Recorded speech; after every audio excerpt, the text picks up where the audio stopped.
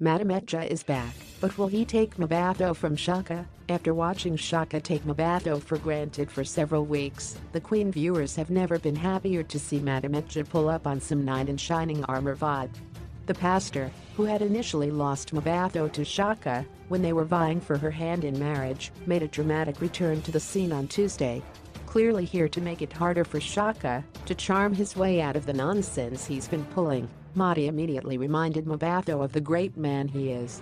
As someone who was left heartbroken, Mati didn't waste time in letting Mabato know he's forgiven her for choosing Shaka over him. He said it would be unchristian of him to hold on to hurt and anger that comes with unforgiveness.